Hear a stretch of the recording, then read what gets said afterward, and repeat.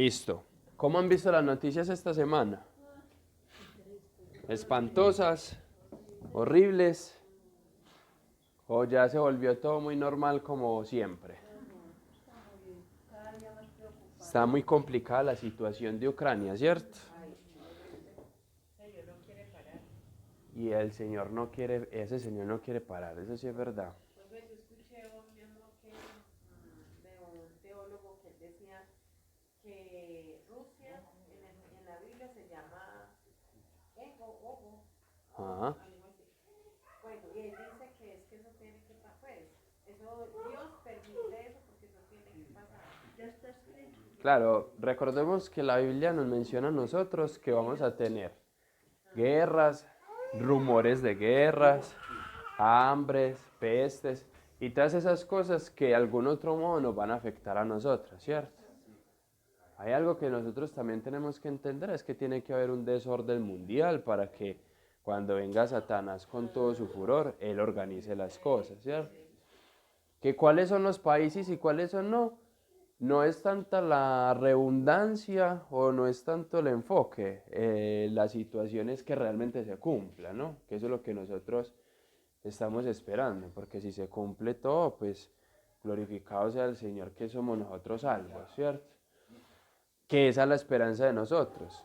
Entonces, sí, la situación está muy compleja, pero no tanto como dice la Biblia, porque pues al final ese es principios de dolores, ¿cierto?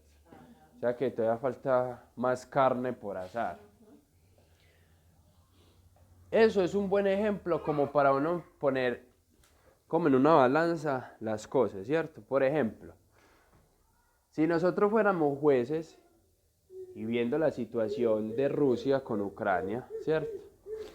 Y digamos que esto se ponga peor y Putin mate un poco de gente. Pero nosotros somos los jueces y traemos a Putin al frente de nosotros, ¿cierto? ¿Qué haríamos nosotros?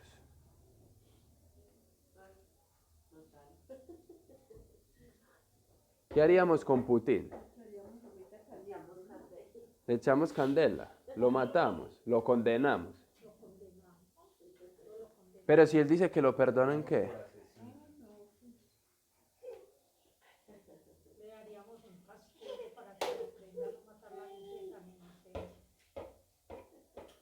Pero si él pide que nos lo perdonen, ¿qué?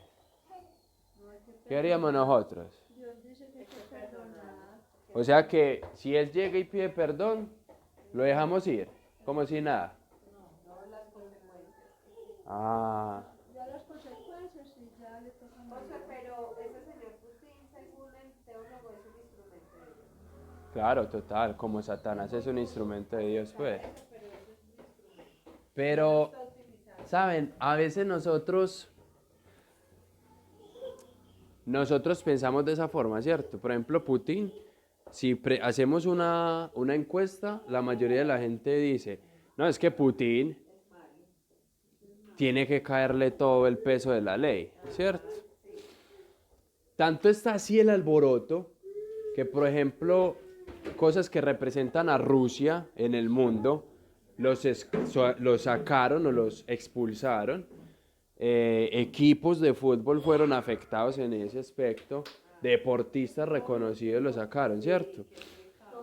Eh, que de alguna otra forma demuestra que todos pedimos que se haga la justicia contra ellos, ¿cierto?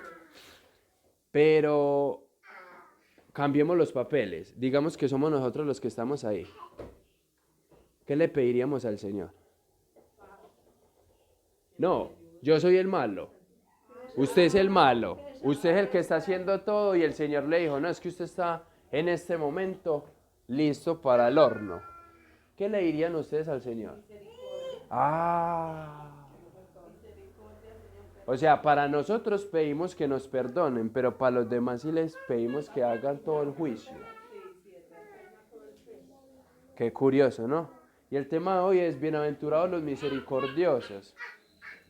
Porque cuando usted y yo tenemos misericordia, ¿alcanzaremos qué? Ah, qué interesante. Pero señor, es que Putin es malo. haga misericordia. O sea que si nosotros en este momento tuviéramos al asesino por X o Y razón, y Dios quiera que eso nunca suceda, al frente de nosotros, de nuestro hijo o hija, y está ante el juez, y usted está demandando, y él es el acusado, ¿qué actitud tomaría usted?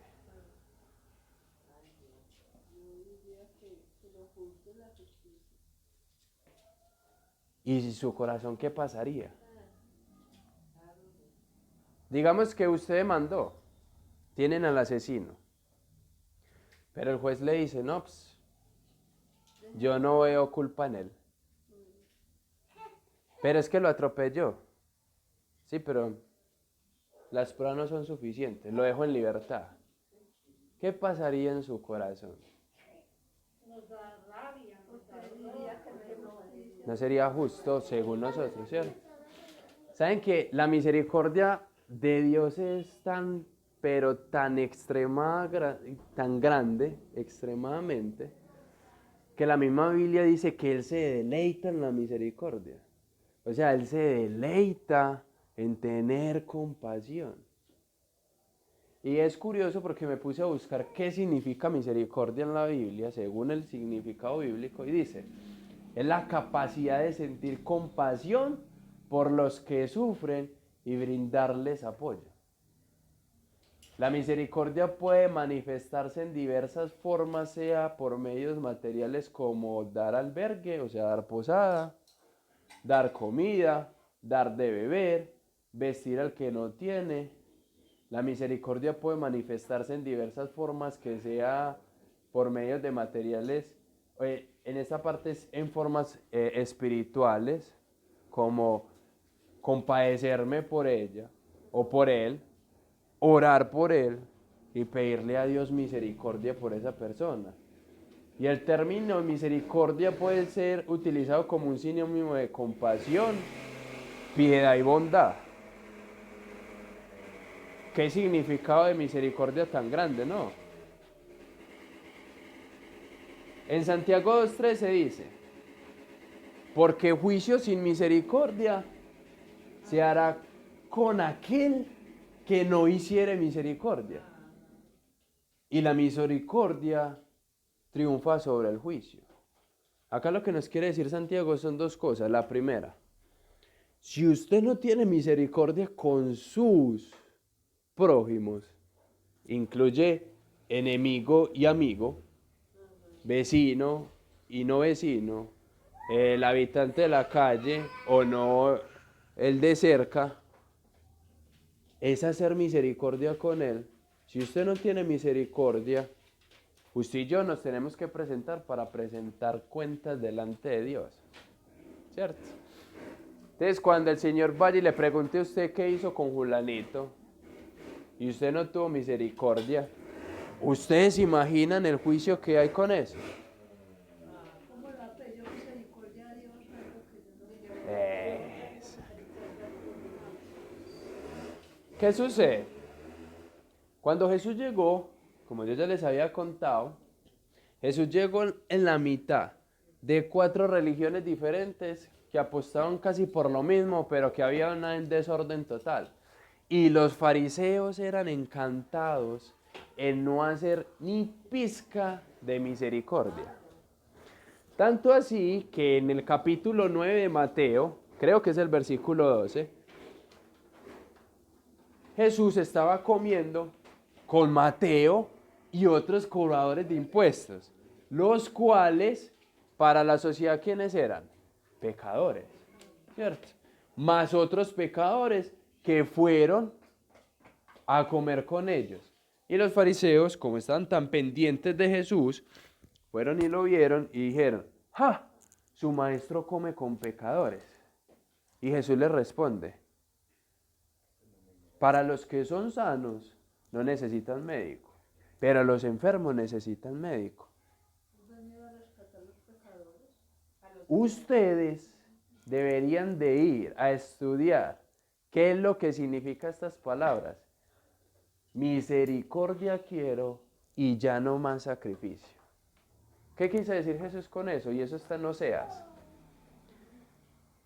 El pueblo de Israel nunca tuvo misericordia. Tan al punto así que la mayoría de los reyes en esa época, de Usías para adelante, hasta Malaquías, que fue el único que, creo que si no estoy mal, Malaquías, que fue el único que hizo las cosas bien, nunca tuvieron misericordia. Y Dios manda a Oseas y les dice, no quiero más sacrificios, quiero que ustedes hagan misericordia.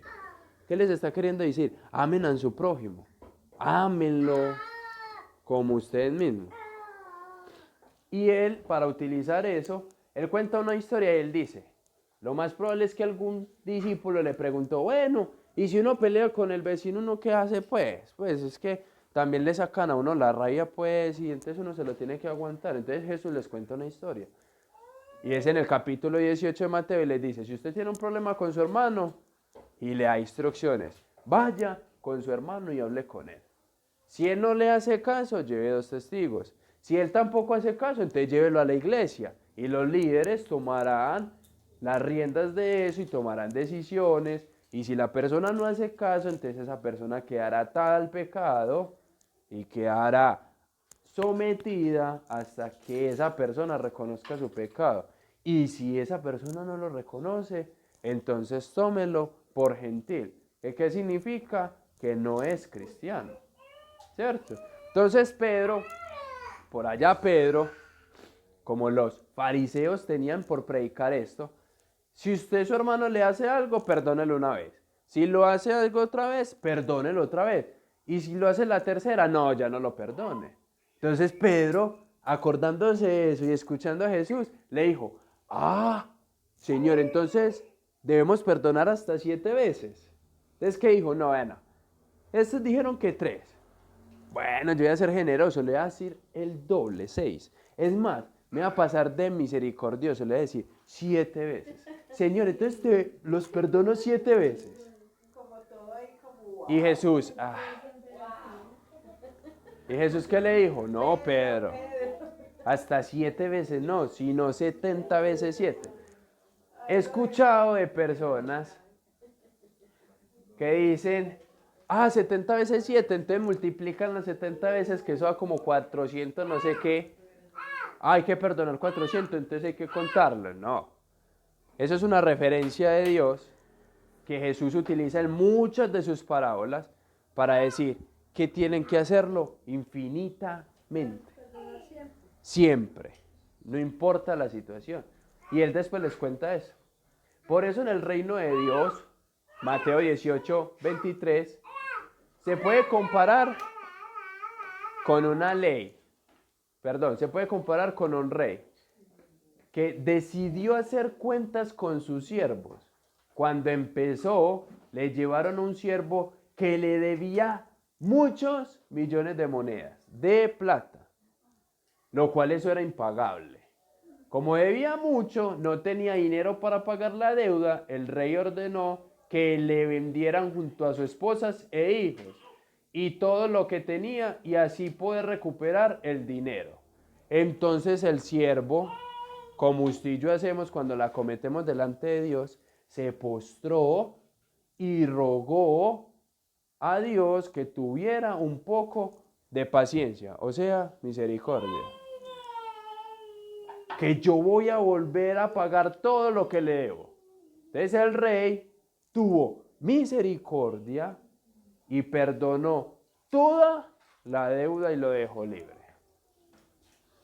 Qué misericordia tan grande, ¿no?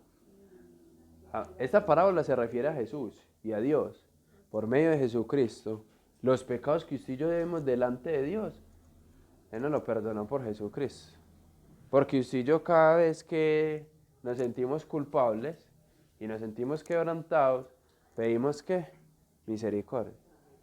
Pero acá hay otro pastel. Y ese pastel es el siguiente. Cuando este siervo se va, entonces este debía la vida. Y hoy le cobra a un hermano que solo le debía 20,000 pesos. Y es tan descarado que lo cogió de la camisa, casi ahorcándolo, y le dijo, pero me tenés que pagar. Entonces el hombre cambió el papel. Y le dijo, sí, mira, yo sé que te debo eso. Dame tiempo y yo te lo pago. Ten misericordia de mí.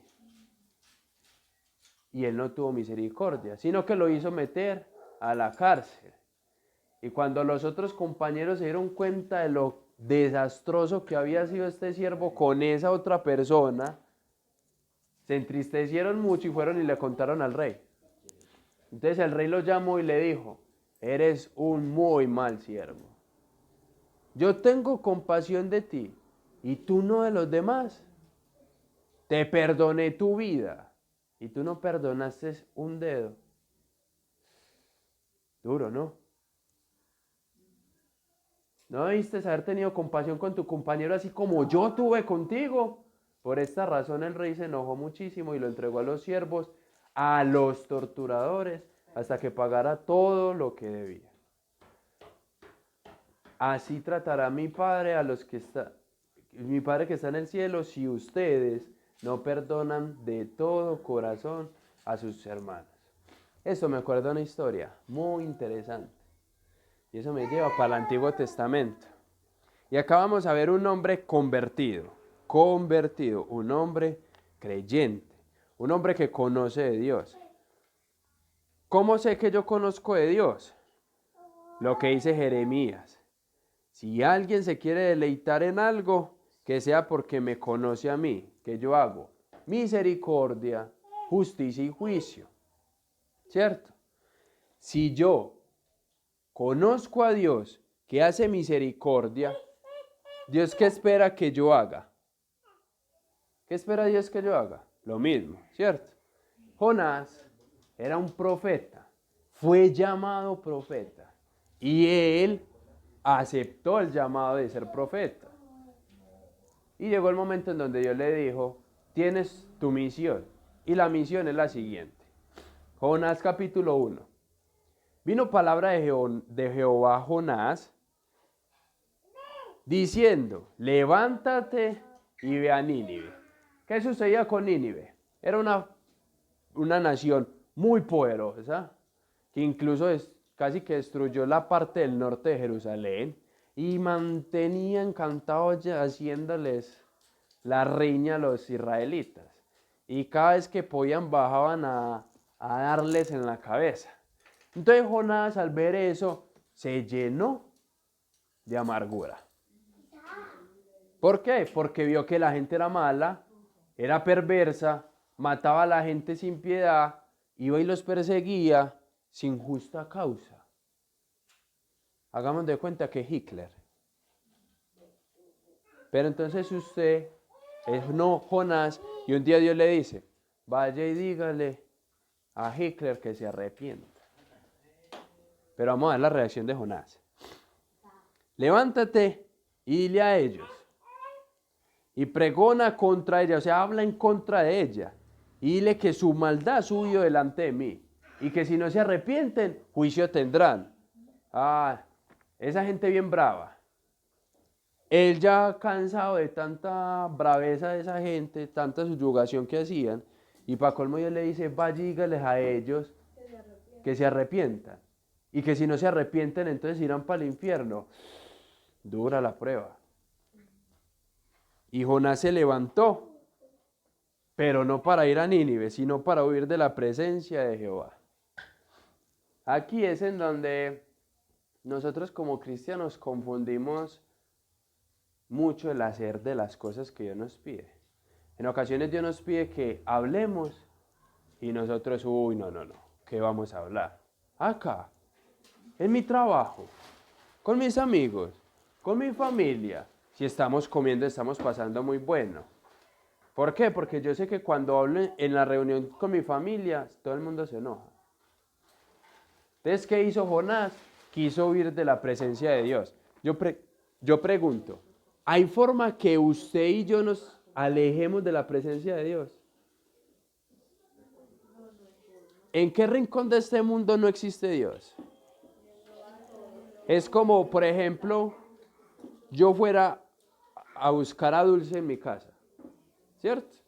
Yo conozco todos los rincones de mi casa. Ella se puede esconder en algún rincón de mi casa. Es inédito pensar que podemos huir de Dios, pero Jonás lo creyó. Y Jonás descendió a Jope y halló una nave que partía para Tarsis, y pagando su pasaje, entró en ella para irse con ellos a Tarsis, lejos de la presencia de Jehová. Esta gente eran unos marineros. Entonces imagínense unos marineros fuertes, grandes, lo más probable que comparchen el ojo, como se muestra normalmente. Gente que hace y ha peleado en viajes fuertes con el mar en pique, donde han tenido adversidades. Eran gente grande, ¿cierto? Pero ¿sabe qué? Jonás no quería ir a predicar a Nínive porque la gente era mala, pero se montó en un barco lleno de gente mala. Es que aquí es en donde no está la lógica. Y muchas veces nosotros como cristianos, no, es que nosotros somos cristianos y no nos podemos juntar con el mundo. Pero trabajamos en un lugar en donde está lleno de gente mala. Vamos por la calle y todo el mundo es malo. ¿Y sabe qué es lo más triste? Que usted y yo somos malos. Entonces mire lo que pasa. Pero Jehová hizo levantar un gran viento en el mar, y hubo en el mar una tempestad tan grande que se pensó que se partiría la nave. Esto aquí me acuerda de algo tan espectacular, y es en donde a mí como que pues me pone mucho a pensar. Y es, mire que Dios alzó un viento muy fuerte y dice que casi parte la nave. Y usted dice, no, pero es que es impresionante. Eso debe haber sido impresionante, ¿no? O sea, usted ver agua por todos lados, el barco moviéndose de una manera incontrolable. ¿Y se acuerdan el Titanic con qué se unió? ¿Con qué se hundió? Con un pequeñito hielo. Es increíble. ¿Ven cuando Dios quiere hacer cosas completamente diferentes y su control? Entonces los marineros tuvieron miedo, imagínense, gente tan fuerte, gente que tenía experiencia viajando en las naves, en el mar, tuvieron miedo. Entonces imagínense la situación. Y cada uno empezó a clamar a su Dios. Entonces, virgencita de yo no sé dónde, el muchachito de yo no sé dónde, el ángel Gabriel, el ángel no sé qué, el pregonio de no sé dónde, y todos empezaron a orar a Dios, a sus dioses. Entonces estaba en un barco lleno de paganos, porque él tenía claro que solo a su Dios adorará. Y se montó en un barco en donde todos adoran a dioses. ¿Sí ves la ilógica de Jonás? Entonces, después de que empezaron a clamar a sus dioses, echaron al mar todo lo que había en la nave para descargarla. Pero Jonás había bajado al interior de la nave y se había echado a dormir. Acá es el cristiano típico que cuando todo está mal y uno le pregunta, mijo, ¿cómo vas? Porque Dios le dice, pregúntele cómo va. Porque algo tiene. No, bien, bendecido en el Señor, estoy bien, bendecido, que ni se lo cree él. Y Jonás se fue para abajo a dormir, a decir, no, me acuesto a dormir para que éstas se calmen y crean pues que la situación no está tan descontrolada como ellos piensan. Pero el patrón de la nave se le acercó y le dijo, ¿qué tienes, dormilón? Levántate y clama a tu Dios, quizás él tendrá compasión de Dios y no pereceremos. Y dijeron cada uno a su compañero, venga y echemos suertes, para que sepamos por causa de quién nos ha venido este mal. Y echaron suertes, y la suerte cayó sobre Jonás. ¿Quién hizo que cayera esa suerte en Jonás? En esa época lo que ellos hacían era lo mismo que hicieron con las prendas de Jesús, tiraron dados. De esa manera ellos utilizaban unas referencias en las cuales ellos decían, echaban suertes, entonces elegían a la persona a la cual le caía la suerte. Y en este caso, en esa situación, Jonás durmiendo, lo van y lo levantan, echa suerte y cae en Jonás. ¿Se imaginan cómo miraron los marineros a Jonás? ¿Se pueden imaginar cómo lo miraron? sabiendo él que era el culpable y se va y se acuesta, echan suertes y caen en él. ¿Ah? Pero vamos a ver algo aquí grandioso. Y dijeron, y cayeron suerte y cayó sobre Jonás. Entonces le dijeron ellos, decláranos ahora por qué nos ha venido este mal. ¿Qué oficio tienes y de dónde vienes? ¿Cuál es tu tierra y de qué pueblo eres? Y él les respondió, soy hebreo y temo a Jehová. Bueno, soy cristiano pues, para que me entiendan. Dios de los cielos que hizo el mar y la tierra. Y aquellos hombres temieron en sobremanera y le dijeron, ¿por qué nos has hecho esto? Porque ellos sabían que huía de la presencia de Jehová, pues él se los había declarado. ¿Saben que cuando, por ejemplo, una persona que está en desobediencia con Dios empieza a hablar erróneamente, aunque parezca cristiano? Me explico. ¿Han visto que hay iglesias que dicen, es que se vomitó delante de Dios, el vómito santo? Es que bajó al infierno y vio a una niña llorando que porque estaba ahí y le preguntó y que estaba ahí que porque no diezmaba. Es que subió al cielo y vino y dijo que todo eso íbamos a ser ricos. ¿Sabe que la mayoría de esa gente está mal delante de Dios? Y eso es lo que hacía él. Él sabía quién era Dios. Y le preguntan, ¿usted de dónde viene y usted quién es? Soy cristiano y temo a Jehová. No, pues qué temor. Cuando en la condición en la que él estaba era perjudicando a los terceros. Y acá hay un secreto muy especial. ¿Sabe que cuando usted y yo no somos ni pobres en espíritu, ni lloramos, ni somos mansos, ni tenemos hambre de Dios, y mucho menos tenemos misericordia, y empezamos a hacer las cosas mal, no solo nos afecta a nosotros, sino a los terceros? Si yo me comporto mal, ahí viene quién va a pagar los platos rotos. Mi vecino, no, mis hijos.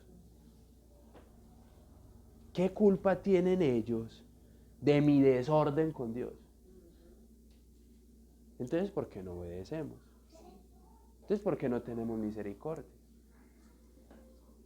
Jonás es un profeta amargado, que conociendo la misericordia de Dios, solo por amargura contra Nínive no quiso ir a predicar. Y mire lo que ocasionó. Sigamos leyendo. Y aquellos hombres temieron sobremanera y dijeron, ¿por qué nos has hecho? Porque ellos se dieron cuenta que él huía de Jehová.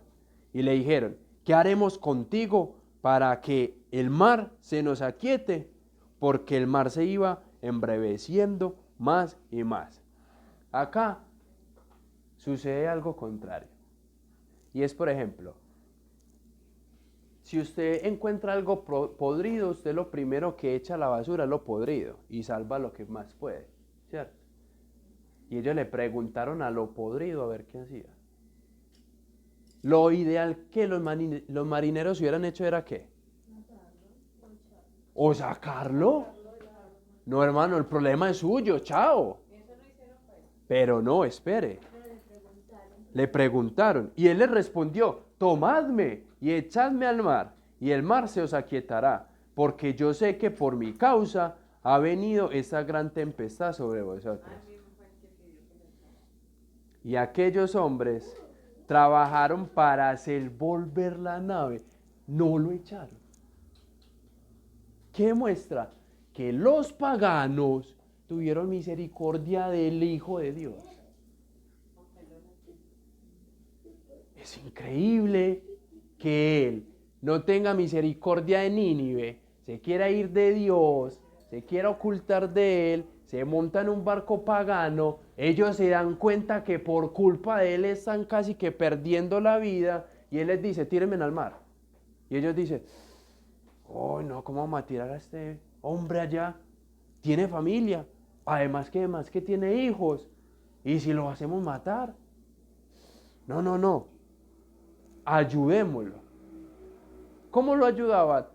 Tomando la nave para poderla controlar. Es increíble. Y muchas veces nosotros no tenemos ni la pizca de misericordia con las personas.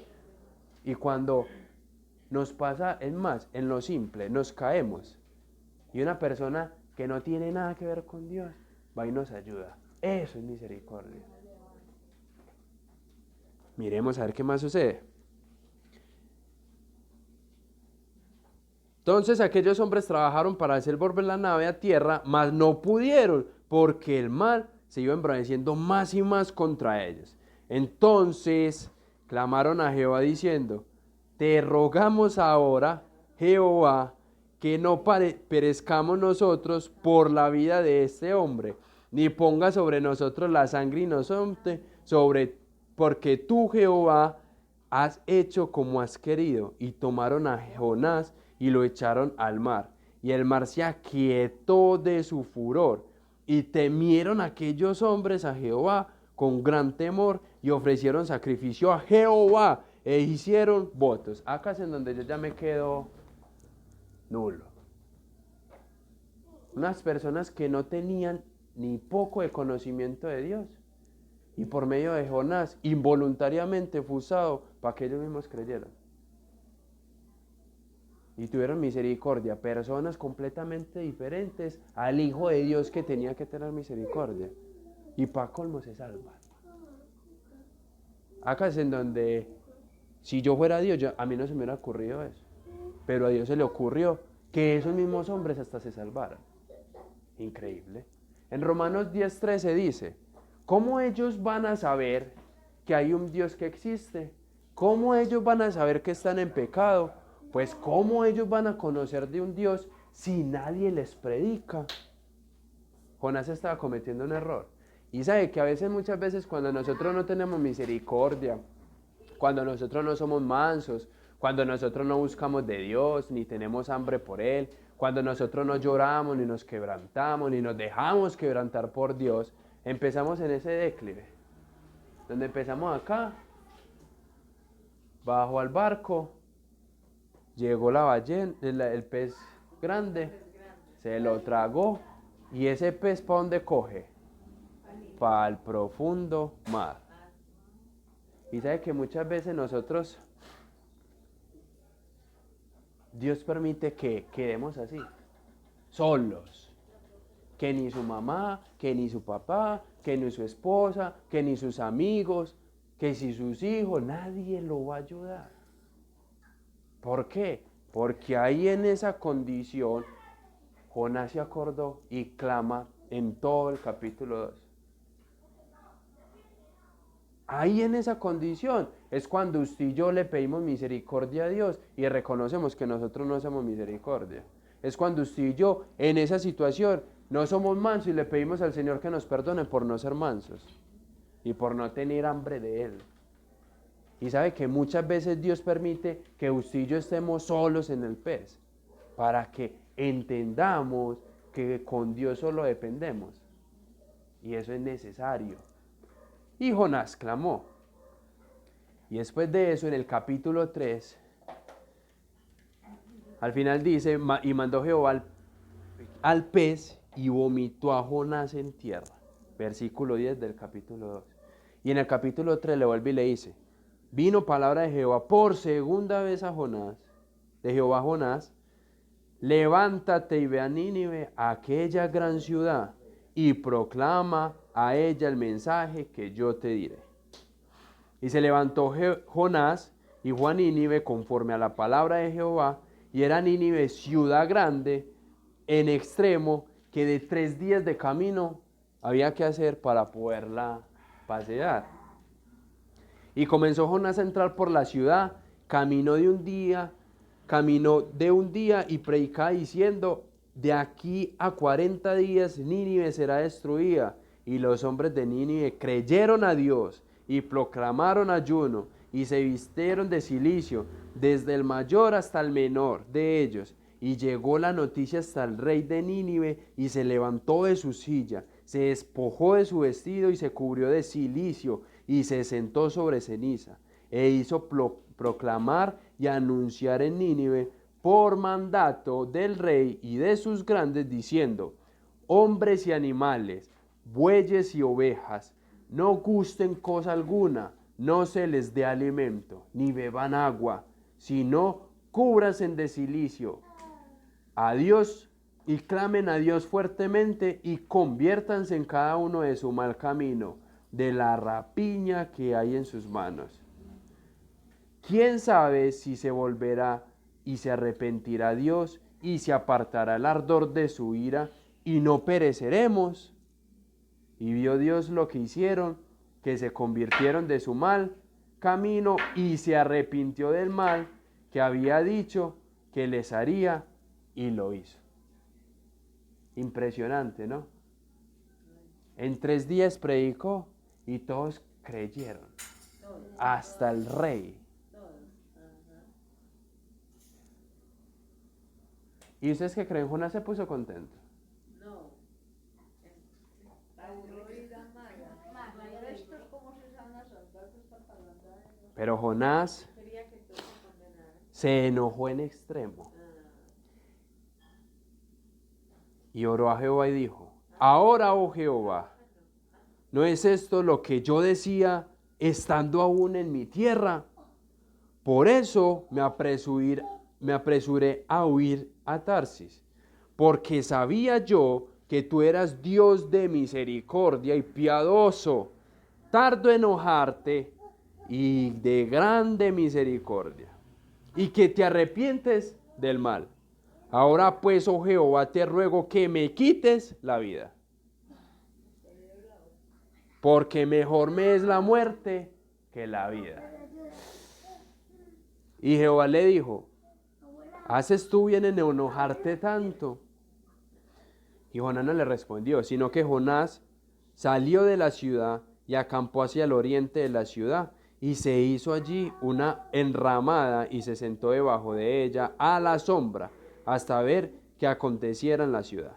Y preparó Jehová una calabacera, la cual creció sobre Jonás para que hiciese sombra sobre su cabeza y le librase de su malestar. Y Jonás se alegró grandemente cuando la calabacera subió, apareció y le dio sombra. Pero al venir el alba al día siguiente, Dios preparó un gusano y se le comió la calabacera y la secó. Y aconteció que al salir el sol, preparó Dios un viento recio solano, y el sol hirió a Jonás en la cabeza hasta el punto que se desmayaba y deseaba la muerte, diciendo: mejor sería para mí la muerte que la vida. Entonces dijo Dios a Jonás: ¿tanto te enojas por la calabacera? Y él respondió: mucho me enojo hasta la muerte. Y dijo Jehová: ¿tuviste tú lástima de la calabacera, en la cual no trabajaste, ni tú la hiciste crecer, que en espacio de una noche nació y en espacio de otra noche pereció? Y no tendré yo piedad de Nínive, aquella gran ciudad donde hay más de 120,000 personas que no saben discernir entre su mano derecha y su mano izquierda, y muchos animales. Fin de la historia. Jonás, un profeta amargado. Qué triste, ¿no? ¿Sabe qué es lo más triste? Que en ocasiones esa amargura se presenta en pastores. Cuando uno está en una iglesia y se quiere ir para otra, y en vez de bendecirlo, lo maldice a uno. Eso es real. Y en ocasiones nosotros, como llamándonos hijos de Cristo, yo soy cristiano, pero no aguantamos ver a nuestro enemigo. No tenemos misericordia. Y si no tenemos misericordia, no recibimos misericordia. Y Dios es muy justo. Y dice: si usted hace misericordia, pues yo misericordia tendré contigo. Bienaventurado el que tiene misericordia, porque él recibirá misericordia. En un testimonio que escuché alguna vez, decía que había una señora que tenía una enfermedad y un pastor fue a orar por ella. Y el pastor sintió de parte de Dios que le preguntara por qué tenía amargura en su corazón. Y ella le contó la historia de que un hermano de ella se quedó con toda la herencia de la familia, se la robó. A ella no le tocó nada. Y fue tanta la ira que se enfermó hasta el tal punto de quedarse estática. O sea, no, lo único que podía mover era sus labios para hablar. Y entonces en eso le dice el pastor, no, hermana, tienes que pedir perdón, tienes que perdonar. Sí, hermano, ta. Sucedió algo milagroso como puede suceder siempre o no siempre, y Dios la sanó en ese instante. Y la persona se recuperó. Y ella empezó normal, la iglesia, todo normal, pero después de un tiempo se empezó a ausentar. Y el pastor fue y la visitó. Y cuando entró, hermana, ¿usted por qué está así otra vez? Es que mi hermano, que no sé qué. Nunca perdonó. O sea, en ocasiones cuando nosotros no tenemos misericordia de las personas, ni compasión, ni ayudamos, ni perdonamos, es peor eso que cualquier otra cosa, porque Dios se le pone a uno en contra de todo. Es mejor tener misericordia por los demás. Perdone a su enemigo, siempre. Pero es que me insultó, sí. Y si esa persona va y te pide pan, dáselo. Eso es lo que dice Jesús. Por eso es que le decía a los fariseos, vayan y aprendan el significado de misericordia quiero. Porque ellos decían, ese tan pecador que va a entrar. Yo creo en los milagros totalmente y creo que Dios puede cambiar a las personas de una manera impresionante. Y yo anhelo en mi corazón que todas las personas a las que yo le comparta se conviertan en Dios. Pero Jonás no quería. En ocasiones nosotros sentimos eso. Que incluso somos hasta egoístas con Dios, con las personas. Eso es teso. Vamos a orar. Señor, Padre Celestial, te damos gracias, Dios, porque tu amor y tu poder es mucho más que suficiente y sobrepasa cada entendimiento, cada parte de nuestro ser, Señor, lo transforma. Señor,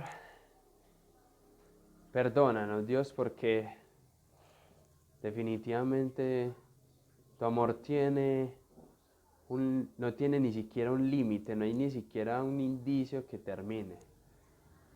Tú siempre estás dispuesto a perdonarnos siempre y cuando nos acerquemos con ese amor, Señor, con ese anhelo, con esa humillación, con esa mansedumbre, de reconocer nuestro pecado, Señor, y reconocer, Señor, que estamos mal delante de ti. Eso es lo que tú quieres, Dios. Quieres que nosotros nos acerquemos a ti de esa manera, pero que también perdonemos a los demás de esa misma manera. Señor, perdónanos porque la misericordia de nosotros no es nada, Señor, comparada con la que tú nos exiges y nos pides, Señor, que hagamos con la gente. Cuando esa mujer necesitaba la salvación, ella sabía que con solo un toque de tu manto iba a alcanzar compasión, iba a alcanzar misericordia de ti. En ocasiones nosotros nos acercamos de esa misma manera, pero a diferencia de ella, a veces ni alcanzamos a tocar el manto por la amargura que hay en nuestro corazón. Qué triste, Señor, que en ocasiones nuestro corazón esté tan alejado de ti, porque no seamos capaces de tener misericordia. ¿Qué culpa tienen nuestros hijos, nuestras familias, nuestros padres, nuestros vecinos de nuestra desobediencia? No tienen ninguna, Señor, pero eso nos demuestra, Señor, que si somos amargados, que si no perdonamos, que si no somos mansos, que si no nos dejamos quebrantar por ti, los afectamos de tantas formas. Porque si yo como esposo no soy manso, ni tengo misericordia, ni hago tu palabra, A mi casa entra amargura, entra desespero, entra traición, entra dolor, entra tristeza, entran tantas cosas que tú nos quieres evitar. Y eso es muy triste, Señor, porque nuestros hogares en ocasiones están más llenos de eso que el amor tuyo, que la misericordia, que la mansedumbre y que la necesidad de buscarte a ti. ¿Cómo estamos delante de ti? Examínanos. Ojalá pudiéramos solo tocar tu manto para ser aliviados de esta enfermedad del pecado que es tan vil. Pero bueno, nos diste la chance de poder tener la oportunidad de decirte perdóname, Señor, por nuestros pecados y ser limpios totalmente. Pero está la condición de que usted y yo nos tenemos que acercar humildemente. ¿Cuántas veces nos acercamos humildemente delante del Señor? O hacemos como la oración que Dios muestra en su parábola. Yo no soy como este publicano, yo sí diezmo, yo sí te busco, Señor. Pero mi relación con los demás, está tan mala, tan vilmente mal. Yo no le hablo a mi prima porque me ofendió, yo no le hablo a mi tía porque es una grosera, yo no le hablo a mi esposo porque siempre es pegándome, siempre es gritándome, siempre es haciendo las cosas a su forma de ser. Siempre queremos devolver el mal por mal. ¿Qué haríamos con Putin en nuestras manos? Fijo lo condenaríamos. Pero, ¿qué harías tú con nosotros en esa misma condición? Ahí sí pedimos misericordia. Porque cuando nos equivocamos, Señor, no pedimos juicio. ¿Por qué no nos pedimos que se aplique toda tu ley en nosotros? Eso es lo que no queremos, Señor. Enséñanos a tener misericordia. Porque hemos fallado delante de ti, Dios. Cuando estipulaste los 10 mandamientos, los primeros 4 eran juntamente contigo y los otros 6 eran necesarios con los demás. Y eso mismo, cuando llegaste y empezaste el sermón, tienes que ser pobre en espíritu, reconoce que me necesitas, después deja que yo te quebrante, pide llorando que te perdone, luego sé manso para que yo te pueda guiar. Después ten hambre de mí para enseñarte. Pero sabe, acá cambia y empieza a decir, ten misericordia de otro. Lo mismo que estipuló con el pueblo de Israel, lo estipuló de nuevo, pero en acciones. Tengan misericordia de los demás. No tenemos paciencia, no somos amorosos, peleamos, nos enojamos con facilidad. Somos como Juan y Jacob al principio, hijos del rayo, porque nos prendemos inmediatamente y somos tan descarados que orar por nuestro enemigo es pedir misericordia y oramos para que se haga el juicio. Señor, me ofendió, tú no guardas nada en vano, tú conoces todo, apártalo de mí. Ay, Señor, nos hace falta tanto, Dios, no te conocemos, Señor. Por eso Jeremías dice, si alguien quiere alardear de algo, que sea que me conoce a mí porque hago misericordia, juicio y justicia. Y eso es lo que Dios demanda de nosotros. Ayúdanos a ser como tú, Jesús. Nosotros queremos ser misericordiosos. Perdónanos, Señor, perdónanos porque te necesitamos, Dios. Y ayúdanos a ser como a tu carácter quiere que seamos. Cambia nuestra vida, cambia nuestra forma de ser. Y ayúdanos, Señor, a ser las personas que concretamente debemos de ser. Que no seamos arrogantes como Nínive. Que no seamos, Señor, como Jonás, sino que seamos, Dios, como lo que realmente tú quieres. Ayúdanos, Señor, a cambiar nuestra forma de ser. Ayúdanos, Señor, a tener más misericordia por ellos, por los demás, y cumplir lo que dice Romanos. ¿Cómo van a conocerte a ti si nosotros no predicamos? ¿Cómo te van a conocer a ti, Señor, si nosotros no hacemos misericordia? Qué irónico decir que tú eres un Dios de amor, que tú eres un Dios de justicia y de juicio, si nosotros lo único que hacemos es juicio contra los demás. ¿Y dónde está la justicia? ¿Dónde está la misericordia? Eso es lo completo, Señor. Te lo pedimos de una gran manera, en el nombre de nuestro Señor Jesucristo. Amén y amén.